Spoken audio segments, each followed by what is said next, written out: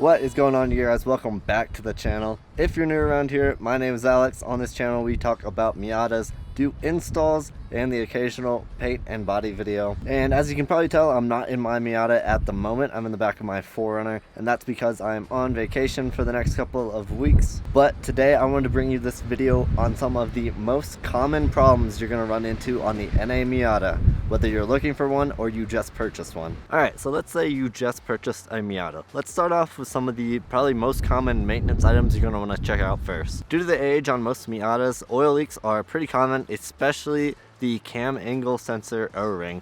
These go out all the time, and it's going to leak oil down the back of your engine. You're going to want to look on either the back left or back right side of the engine where your cam angle sensor is mounted right behind the valve cover. There's actually an O-ring that goes on the cam angle sensor as it's inserted into the head. It's about a $3 part, and I highly recommend just spending the $3 on the Mazda part. As it's such a common failure, I definitely recommend having the OEM seal. A valve cover gasket is another quick and easy and fairly inexpensive thing to do, just to make sure you're not leaking oil up top. And if your shifter feels a little sloppy, a shifter rebuild is a great way to tighten that up and get it feeling awesome again. Another good thing to do if you just got the car is just put fresh fluids in everything. Do an oil change out the transmission fluid, and if you're going to do a shifter rebuild, you can swap out the fluid in the turret housing as well, and then drain and fill the rear diff. And I like to redo the trans and the diff about every 50,000 miles or so. Lastly, covering the basic maintenance if you just picked up a car and you want to kind of make sure everything's good, get a nice baseline,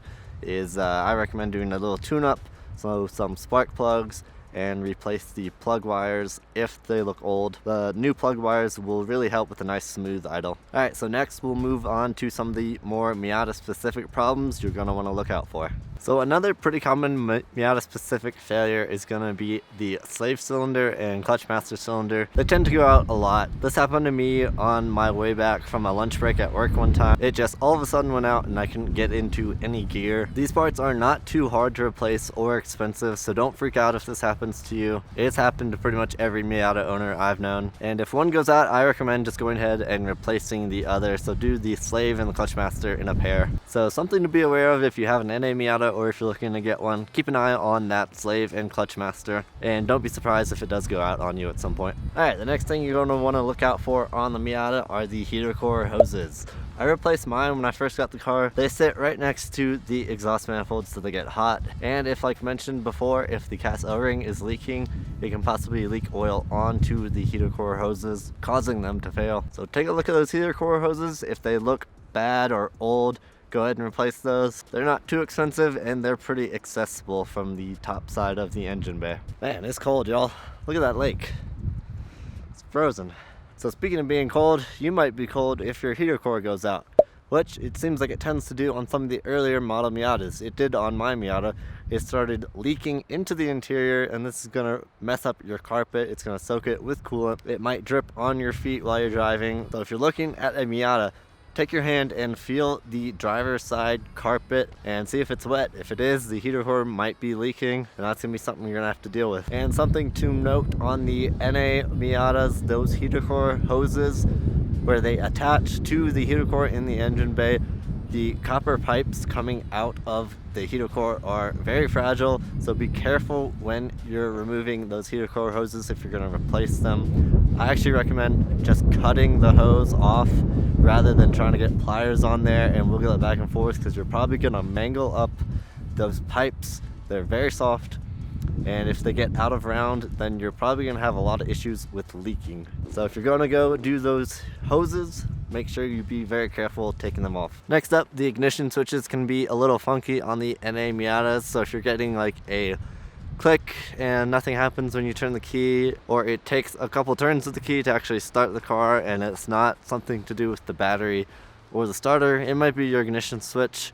And like most other things we've mentioned on the Miata, it's fairly easy and cheap to replace. And then the last couple of things I want to touch on are just kind of some quirky Miata things to keep an eye out for. If the clutch has been replaced on the car, that means the PPF has been disconnected, and if it didn't get lined back up nicely once everything was put back together, you might get some excessive drivetrain or transmission noise. I've heard this in a lot of early 1.6s, including mine, where sometimes on acceleration, but mostly I've noticed when you're off the gas, decelerating or coasting, there'll be kind of a chattery noise coming from the transmission area. Some are louder than others. We believe this is due to the PPF slightly being misaligned. I don't think it's too much to worry about unless it's really bad, but I've had that noise ever since I've had my Miata, and I haven't had any issues. And recently when I took everything apart and did all the engine work and replaced the clutch and put everything back together, it did seem like my noise has quieted down quite a bit.